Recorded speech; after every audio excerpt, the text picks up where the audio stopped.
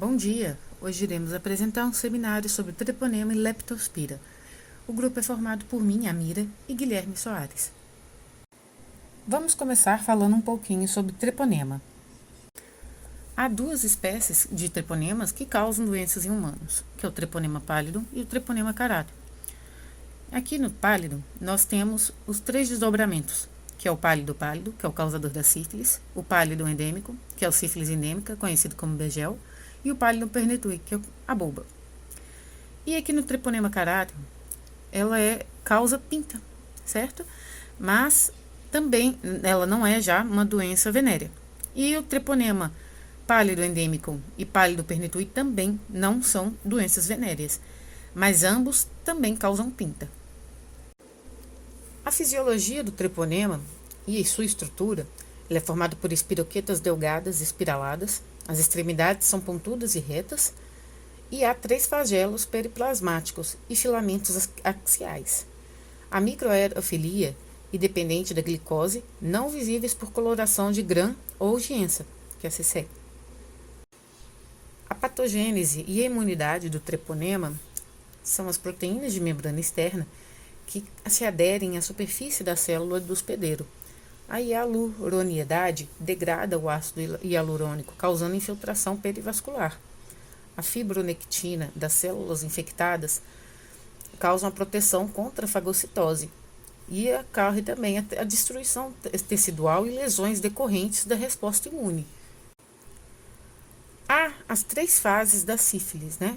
Temos a fase primária, que é caracterizada por cancros, a fase secundária, que é caracterizada por lesões dispersas pelo corpo e sintomas clínicos, e a fase terciária, onde todos os tecidos estão envolvidos. Falando um pouquinho mais sobre ela, né? Na fase primária, o cancro sifilítico, que é a pápula que causa úlcera indolor com as bordas elevadas, linfadenopatia regional indolor. Já na secundária, que é a evidência clínica, causa síndrome semelhante à influenza, erupção mucocutânea generalizada e externa. Já na sífilis terciária, que é conhecida também como a sífilis tardia, causa inflamação crônica e difusa, lesões em diversos órgãos e tecidos, ossos, peles, meninges e coração. A sífilis também pode ser congênita, que no caso é quando o indivíduo passa por feto. O indivíduo feminino está em gestação. Então, essa sífilis, ela tem um grande risco, né, podendo ocasionar o aborto. E caso não aconteça, outras consequências podem trazer à criança, no caso, o indivíduo que nasce, que pode ocasionar ceratite intersticial, os dentes de Hudson, nariz de sela, periostite e outras anomalias. Na epidemiologia do treponema, né, os humanos são os únicos hospedeiros naturais, são os responsáveis pela transmissão venérea, congênita e transfusão sanguínea, não disseminado por contatos com objetos inanimados, como o contato de assentos sanitários. A sífilis de Begel, ela é principalmente identificada nas regiões da África e Austrália. A de bulba, ela é mais comumente encontrada na África, na América do Sul e Indonésia, e a pinta, América Central e Sul. O diagnóstico laboratorial utilizado para a identificação do treponema é através por microscopia, campo escuro, coloração de anticorpo fluorescente direto, a DAF, né, a imunofluorescência. Já a sorologia, os testes não treponêmicos feitos é o VDRL, que é o teste do Laboratório de Pesquisa de Doenças Venéreas, o RPR, que é o teste rápido de reagina plasmina, e já os testes específicos, os testes treponêmicos, né, que é o FTA-ABS, que é a absorção com anticorpos treponêmicos fluorescentes, o TPTA, que é o teste de aglutinação com partículas de treponema pálido, e o ELISA. No tratamento da sífilis, há disponível os tratamentos com a penicilina, né? A penicilina benzatina de longa ação, que ela é utilizada na sífilis primária, a penicilina G, que é usada na sífilis secundária e tardia, a tetraciclina e doxiciclina, que é usada aos alérgicos à penicilina. No caso, são os usos desses antibióticos que fazem o combate à sífilis. Já na prevenção e controle, não há vacinas ainda disponíveis. O uso de camisinha é um dos maiores preventivos, né? A não contrair. E o tratamento aos enfermos. E, claro, a informação. Olá, meu nome é Guilherme e eu vou dar uma breve apresentação sobre a leptospira. Então, a leptospira é uma bactéria gram-negativa de característica aeróbia e ela pertence à família das Leptospiraceae e da ordem das Spirochetalis. Então, a gente tem uma imagem ilustrando basicamente qual que é o formato da leptospira. Ela, em sua forma patogênica, é a causadora da famosa doença leptospirose. Ela possui grande capacidade de locomoção, fina, móvel e espiralada, o que dá uma característica interessante na hora de penetrar as mucosas e as paredes celulares. Os principais hospedeiros são animais domésticos ou selvagens e é uma das principais causas de perda econômica em indústrias alimentícias. É fácil fazer o raciocínio, né? Pois quando você tem um rebanho que é contaminado por leptospirose, faz com que você possa perder muito dinheiro na disseminação dessa doença, né? Então, existem diferentes espécies de leptospira, é, falando de novo da família das Leptospiraceae, e aqui tem um esqueminha básico de onde que vem a leptospira, né? Ela é da ordem das Spirochetalis, da família das Leptospiraceae e a leptospira, né? E existem três tipos de leptospira. Existe o tipo da Leptospira interrogans, que são as cepas patogênicas, tanto aos homens quanto aos animais. Existe a Leptospira biflexa, que são cepas não patogênicas isoladas da água, lama e às vezes animais. E existe a Leptospira parva, que é uma espécie não patogênica isolada da água, de uma amostra de albumina ou do útero de uma porca.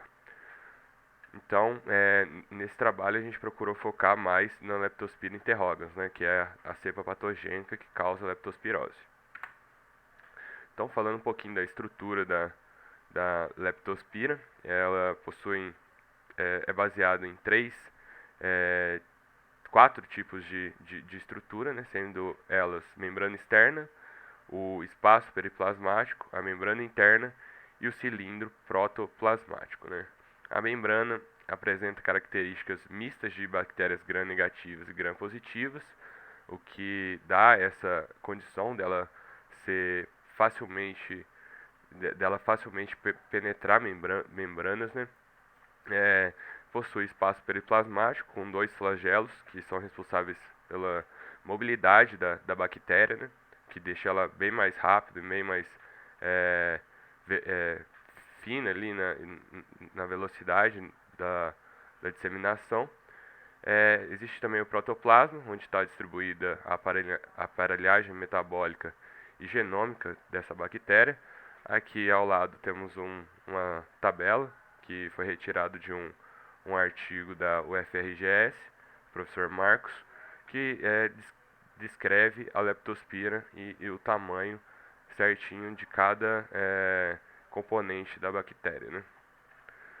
Sobre falando um pouquinho da epidemiologia, ela é uma doença, falando da leptospirose, né? A doença é de epidemiologia de distribuição universal, presente em todos os maioria dos países, ocorrem relatos ou ocorreram relatos pelo menos.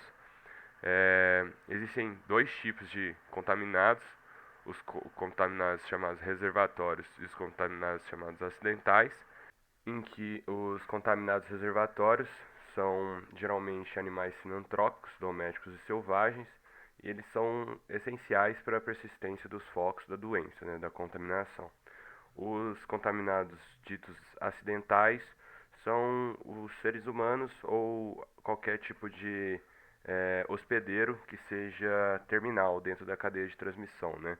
Então, há a contaminação da espécie reservatória e depois há a contaminação dos ditos acidentais. Ela é também mais disseminada em países tropicais, né, porque se ela vem da urina de animais selvagens, ela tem a tendência de ser mais disseminada para países que chovem mais, né, que há mais enchentes, e esse contato com a urina é o meio mais comum de contaminação, né, o que eleva o número de casos em países tropicais. Pode apresentar também um quadro clínico assintomático, e a gente vai falar um pouquinho agora sobre os aspectos clínicos. Então, sobre os aspectos clínicos da leptospirose, inicialmente associada a uma febre comum, geralmente é diagnosticada com meningite ou hepatite, primariamente, antes de descobrir a causa da doença por leptospira, né? A incubação, o tempo de incubação gira de em torno de 7 a 14 dias, e ela é uma doença bifásica, ou seja, ela possui duas fases. Tem a primeira fase, chamada fase aguda, que é caracterizada por febre, dor de cabeça intensa, dores musculares e náuseas. Tem a chamada fase imune, que é caracterizada por febre de menor duração, envolvimento do sistema nervoso central, e na fase imune é que a leptospira aparece na urina. Os sistemas mais afetados são o sistema nervoso central, os rins e o fígado. Uma ilustração de como ocorre a contaminação, que pode ser tanto por via de entrada oral ou por penetração principalmente por penetração da mucosa, mas ela também pode ter sua entrada através de cortes ou perfurações que levem a bactéria em contato com a corrente sanguínea. Então, a bactéria tem a entrada, rapidamente ela penetra o tecido vascular e é disseminada pelo coração no corpo e causa as doenças, né? Meningite, hepatite, nefrite e também algumas fissuras na pele. E após ela é excretada, né? Nessa fase 4. Falando um pouquinho sobre o diagnóstico laboratorial, o diagnóstico depende da fase evolutiva que se encontra o paciente. Então, na fase aguda, durante o período febril, ele pode ser feito o diagnóstico através de exame de sangue, de cultura da bactéria ou de inoculação em animais de laboratório. Na fase imune, pode ser encontrado na urina, podem ser cultivadas ou inoculadas também. Os métodos sorológicos são os mais utilizados hoje para diagnóstico da leptospirose e são basicamente os métodos de ELISA, macroaglutinação e microaglutinação que pode-se detectar a doença. O tratamento, existem dois tipos de tratamento, né? O tratamento preventivo, que é o afastamento das causas, né? Não ter contato com a bactéria, seja em restos de alimentos ou na própria água, morar em lugar com muita enchente, então esse é o tipo de tratamento preventivo, né? Há o controle de roedores também, que são um dos maiores disseminadores da doença, né? Os ratos, e a eliminação dos portadores também. Falando um pouquinho sobre o tratamento medicamentoso, ele visa combater o agente causal, né, a bactéria, então é aplicada a antibiótico terapia.